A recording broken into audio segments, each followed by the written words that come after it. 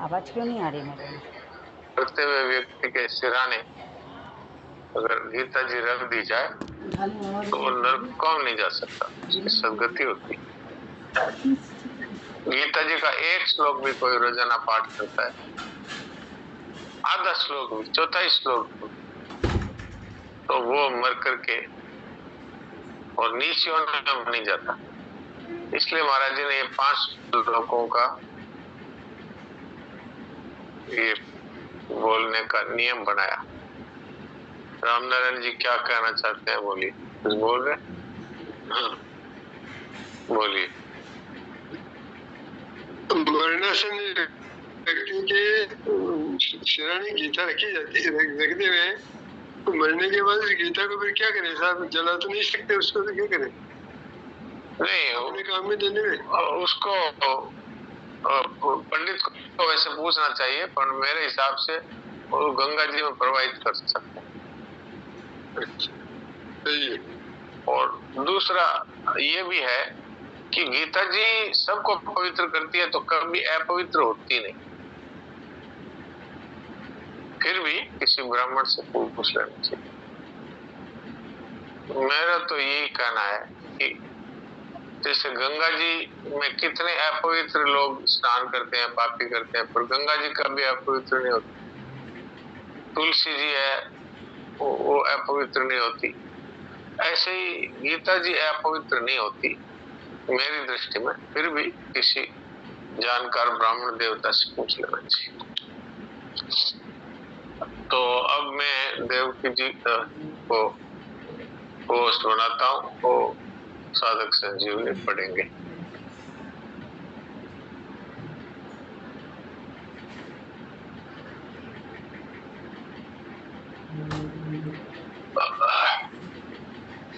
किसी का कोई प्रश्न हो तो कर सकते हैं, बीच में भी हाथ खड़ा करेंगे तो प्रश्न का जवाब दिया जा सकता है।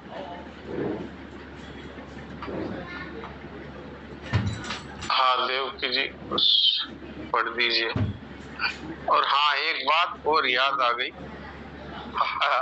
आज मुझे एक प्रसंग पढ़ने को मिला, वो मैं आपको सुनाना चाहता हूँ। बाद में देवकी जी से बात करें। ध्यान से सुनने वाला है। इसका शीर्षक है मृत्यु का प्रकार। अभी तो मृत्यु की बात ही चल रही है कि वही मरते के सिराने रख दो जी। अब ये इसका शीर्षक है मृत्यु प्रकार। ध्यान से सुनना है। एक बार एक शहर में देश के एक प्रसिद्ध ज्योतिषी आए। सब जगह ये प्रसिद्ध हो गया था कि उनकी भविष्यवाणी 100% सच निकलती है। उसी शहर के एक प्रसिद्ध व्यापारी जिनका नाम था अशोक जी गर्ग, उन्होंने भी उन ज्योतिषाचार्य जी की प्रशंसा सुन रखी थी। पता लगते ही गर्ग जी वहां पहुंच गए जहां ज्योतिषी जी ठहरे हुए थे। वहां लंबी लाइन लगी हुई थी, अपने भविष्य को जानने के इच्छुक लोगों की लाइन। वे भी क्या करते, लाइन में लग गए। कोई 3 घंटे के बाद उनका नंबर आया। कमरे के अंदर जाकर उन्होंने ज्योतिषाचार्य जी को सादर प्रणाम किया और 101 रुपए उनके चरणों में बोले, महाराज जी, मेरा एक व्यक्तिगत सवाल है। वो ये है, मेरी मृत्यु कब, कहां और किन परिस्थितियों में होगी?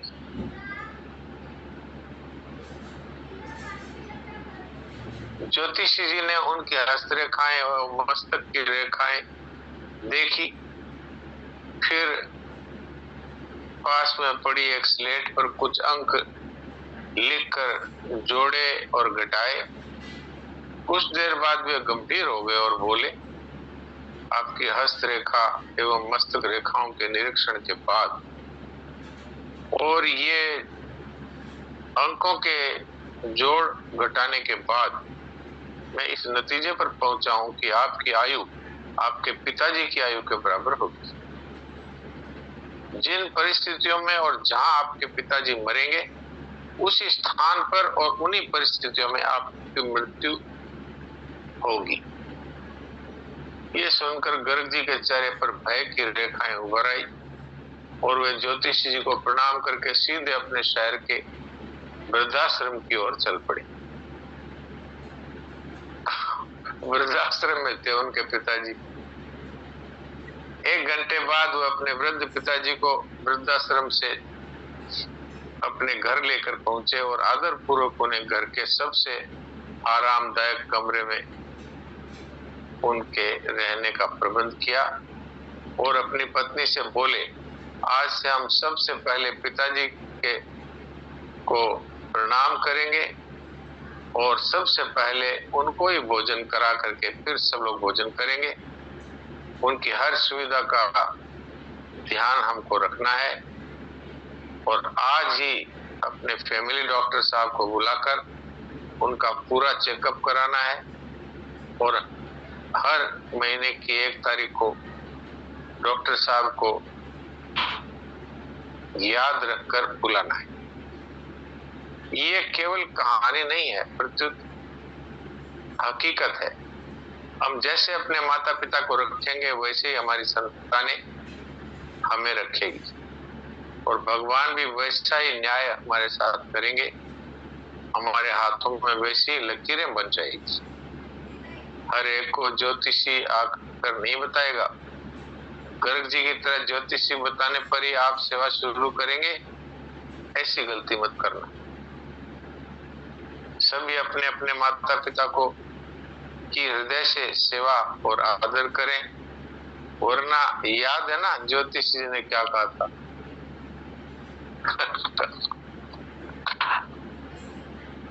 बात आई समझ में?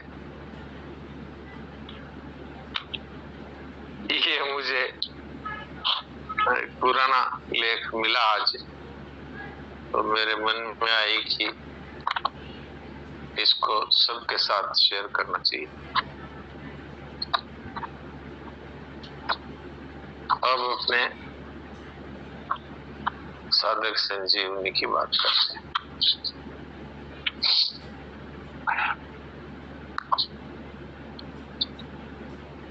हाँ जी, देवकी जी कुछ सुना दीजिए। नारायण नारायण नारायण नारायण नारायण। इसमें श्लोक की बात हो रही थी, उसका प्रकरण संबंधी विशेष बात चल रही थी। जी जी जी, ये साधक संजीवनी के पृष्ठ संख्या 116 है। जिनके पास साधक संजीवनी है वो साधक संजीवनी निकाल लें, और नहीं है तो फिर ध्यान से सुनिए। हाँ जी। सुख दुखे समय कृत्वा लाभा लाभो दया दय ततो युद्धा युजस्व नेवम पापम वापसी। जय पराजय लाभ हानि सुख दुख को समान करके फिर युद्ध में लग जा। इस प्रकार युद्ध करने से तुम पाप को प्राप्त नहीं होगा। इस पर बात चल रही थी जी। तो प्रकरण संबंधी विशेष बात। प्रकरण संबंधी विशेष बात में हाँ, ये तीन बातें आ गई थी, फिर भी 3 बातें आ गई। फिर भी संक्षेप में इनको बता दिया जाए। किसी को अगर व्याख्यान देना हो तो भगवान इन 8 श्लोकों में उसकी कला बताते हैं। जैसे कर्तव्य कर्म करना और अकर्तव्य न करना, ऐसे विधि निषेध का व्याख्यान देना हो तो पहले कर्तव्य करने का, बीच में कर्तव्य का और अंत में फिर कर्तव्य का वर्णन करके व्याख्यान को समाप्त करना चाहिए। दूसरा है कि पहले अध्याय में अर्जुन ने अपनी दृष्टि से जो दलीलें दी थी उनका भगवान ने इन 8 श्लोकों में समाधान किया। अर्जुन कहते हैं मैं युद्ध करने में कल्याण नहीं देखता, तो भगवान कहते हैं कि क्षत्रिय के लिए धर्म में युद्ध से बढ़कर दूसरा कोई कल्याण का साधन नहीं। अर्जुन पहले अध्याय में कहते हैं कि युद्ध करके हम सुखी कैसे रहेंगे, तो भगवान कहते हैं जिनको ऐसा धर्म युद्ध मिल जाता है वही सुखी है, वही क्षत्रिय सुखी है। अर्जुन कहते हैं युद्ध का परिणाम में नरक की प्राप्ति होगी, तो भगवान कहते हैं युद्ध करने से स्वर्ग की प्राप्ति होगी। अर्जुन कहते हैं युद्ध करने से पाप लगेगा, भगवान कहते हैं युद्ध न करने से पाप लगेगा।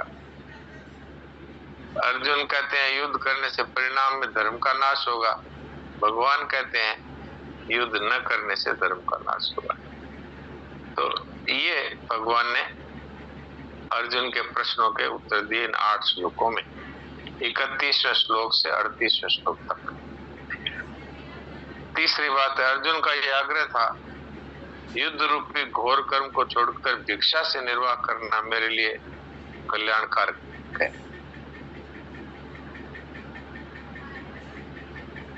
तो भगवान ने कहा कि नहीं, युद्ध करो। उद्धव जी के मन में भगवान के साथ रहने की इच्छा थी, तो भगवान ने कहा उत्तराखंड में जाकर तप करो। इसका तात्पर्य ये हुआ कि मन का आग्रह छोड़े बिना कल्याण नहीं होता, वह आग्रह चाहे किसी तरह का हो। अब आप चौथा सुनाइए। भगवान ने इस अध्याय के दूसरे तीसरे श्लोकों में जो बातें संक्षेप में कही थी उन्हीं को यहाँ विस्तार से कहा है। यहाँ अनार्य जुष्टम कहा तो यहाँ धर्मादि युद्ध श्रेयोन्यत कहा, वहाँ ऐश्वर्यम कहा तो यहाँ स्वर्ग द्वारे मपावृतम कहा, वहाँ अकीर्ति कर्म कहा तो यहाँ अकीर्ति चापि भूतानि कथयिष्यन्ति ते वयम्, वहाँ युद्ध के लिए आज्ञा दी तो स्थे परंतप है, तो वही आज्ञा यहाँ देते हैं ततो युद्धाय युज्यस्व। हाँ, तो भगवान ने एक प्रकार से जो अर्जुन के प्रश्न थे उन्हीं का यहाँ पर भी उत्तर दिया है, और वहां पर जो बातें कही उन्हीं को यहाँ प्रकारांतर से कह दिया। जैसे वहां पर कहा कि ये जो युद्ध है ये तो धर्म विरुद्ध है, तो यहाँ कह दिया कि धर्म से बढ़ करके क्षत्रिय के लिए ये धर्मयुक्त युद्ध से बढ़ करके क्षत्रिय के लिए और कोई कल्याण का साधन ही नहीं। और वहां पर ऐश्वर्यम कहा तो यहाँ स्वर्ग का खुला द्वार है ऐसा कहा, वह अकीर्ति कर्म कहा तो यहाँ तुम्हारी अपकीर्ति को सारा संसार बहुत समय तक करता रहेगा यदि तुम युद्ध नहीं करोगे। वहां पर युद्ध के लिए आज्ञा दी कि तुम खड़े हो जाओ युद्ध करने के लिए, तो यहाँ पर भी कहते हैं तुम युद्ध में लग जाओ। अब परिशिष्ट भाव सुनाइए साहब। हाँ, गीता व्यवहार में परमार्थ की विलक्षण कला बताती है जिससे मनुष्य प्रत्येक परिस्थिति में रहते हुए तथा शास्त्रविद सब तरह का व्यवहार करते हुए भी अपना कल्याण कर सके। अन्य ग्रंथ तो प्राय ये कहते हैं कि अगर अपना कल्याण करना चाहते हो तो सब कुछ त्याग कर साधु हो जाओ, एकांत में चले जाओ, क्योंकि व्यवहार और परमार्थ दोनों एक साथ नहीं चल सकते। पर जो गीता कहती है आप जहां है, जिस मत को मानते हैं, जिस सिद्धांत को मानते हैं, जिस धर्म संप्रदाय वर्ण आश्रम आदि को मानते हैं, उसी को मानते हुए गीता के अनुसार चलो तो कल्याण हो जाएगा। एकांत में रहकर वर्षों तक साधन करने पर ऋषि मुनियों को जिस तत्व की प्राप्ति होनी थी उसी तत्व की प्राप्ति गीता के अनुसार व्यवहार करते हुए हो जाएगी। सिद्धि असिद्धि में सम रहकर निष्काम भाव पूर्वक कर्तव्य कर्म करना ही गीता के अनुसार व्यवहार करना है। अब इस श्लोक में भगवान ने यही तो बात अर्जुन से कही। ये दूसरे अध्याय का 38वां श्लोक है। इसमें कहते हैं सुख दुख को समान समझो, लाभ हानि और हार जीत को समान समझो। इस तरह से अगर तुम युद्ध करोगे तो पाप नहीं लगेगा। इसका तात्पर्य क्या है कि मनुष्य कोई भी कार्य करता है तो उसके पीछे अपना पहले से ही स्वार्थ जोड़ लेता है कि इस काम में मेरे को लाभ ही होना चाहिए, इस कार्य में तो मेरी जीत ही होनी चाहिए, इस कार्य करने में तो मेरे को सुख ही मिलना चाहिए। भगवान कहते हैं कि ये तो तेरे हाथ में नहीं है। लाभ भी हो सकता है, हानि भी हो सकती है, सुख भी हो सकता है, दुख भी हो सकता है, जीत भी हो सकती है, हार भी हो सकती है। तो समत्व भाव में रह करके स्वार्थ बुद्धि का त्याग करके कर्तव्य की दृष्टि से युद्ध कर। भगवान यहाँ पर युद्ध की बात कहते हैं अर्जुन को। तो ये कहते हैं कि तेरे सामने ये युद्ध थोपा गया है तो क्षत्रिय के लिए तो उसके ऊपर युद्ध थोपा जाए और किसी अन्यायी के द्वारा जनता को त्रस्त किया जाए तो क्षत्रिय का धर्म है कि जनता को उस दुष्ट राजा से मुक्ति दिलाना और अपने ऊपर अन्याय पूर्वक थोपे गए युद्ध में उसके साथ युद्ध करना। लेकिन उसमें भी वो तो कर्तव्य तो है, लेकिन उस कर्तव्य में भी जय पराजय लाभ हानि सुख दुख को समान समझ करके और निष्काम भाव पूर्वक सिद्धि असिद्धि में सम रहना और कर्तव्य कर्म करना, अकर्तव्य नहीं करना, ये है गीता का सार। तो भगवान ने यही बात यहाँ पर इस श्लोक में अर्जुन से कही और ये बात भी कही कि अगर किसी को अपना कल्याण करना है तो ये गृहस्थ में रहते हुए व्यापार खेती नौकरी करते हुए भी, घर का कार्य करते हुए भी वो अपना कल्याण कर सकता है। लेकिन बहुत सारे ग्रंथों में साधु संतों ने ये कहा है कि भाई सब कुछ छोड़ छाड़ के साधु हो जाओ, पहाड़ों में गुफा में जाओ, वहां जाकर तप करो। अब ये व्यवहार और परमार्थ दोनों एक साथ नहीं चल सकते, परंतु गीता कहती है कि आप जहाँ हैं, जिस कार्य को कर रहे हैं, जिस सिद्धांत को मानते हैं, केवल उसमें गलत का त्याग कर दो, अर्थात कोई भी अकर्तव्य मत करो, न करने लायक कार्य मत करो और जो कार्य करना है उसको निस्वार्थ भाव से करो, बदले में कुछ न चाहते हुए सेवा के रूप में करो। अब आप कहेंगे भाई युद्ध में कौन सी सेवा है? तो युद्ध में है उस जनता की सेवा कि जिसको दुष्ट राजाओं ने हड़प करके अत्याचार जो कर रहे हैं, दुर्योधन दुशासन शकुनी इत्यादि जो थे ये अत्याचारी थे, पापी थे। आपको महाभारत की एक बात याद होगी, दुर्योधन एक बार जंगल में गया शिकार करने, वहां एक गंधर्वों की कन्या थी, उसको देख करके और उसको पकड़ लिया कि चलो मेरे साथ। तो बड़ा वो बहुत चिल्लाई तो गंधर्व आ गए, गंधर्वों ने आकर के दुर्योधन को और बंदी बना लिया। अब उसको कौन छुड़ावे? तो युधिष्ठिर महाराज को पता लगा, उस समय वो वनवास में थे। युधिष्ठिर महाराज को पता लगा कि ऐसे गंधर्वों ने दुर्योधन को और कर लिया, बंदी बना लिया। तो उन्होंने अर्जुन को भीम को कहा जाओ छुड़ा करके लाओ, वो अपना भाई है। तो बात क्या है?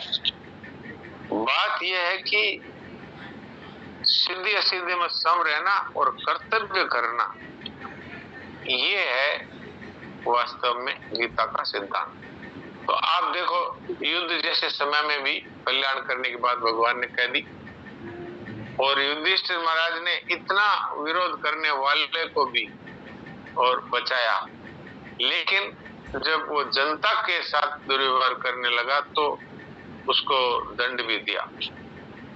तो आज यहीं पर ही समाप्त करना पड़ेगा। अब 1 मिनट से कुछ कम समय रहा है, तो थोड़ी देर के लिए सब अचिंत्य हो जाए और क्या, मूक सत्संग करें।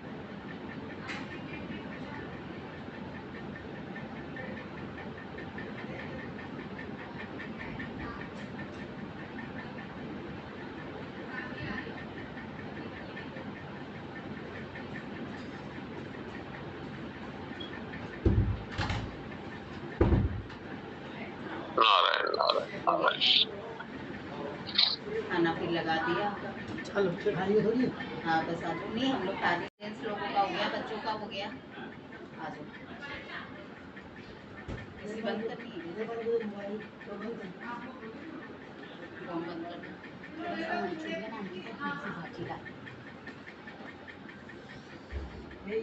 करना।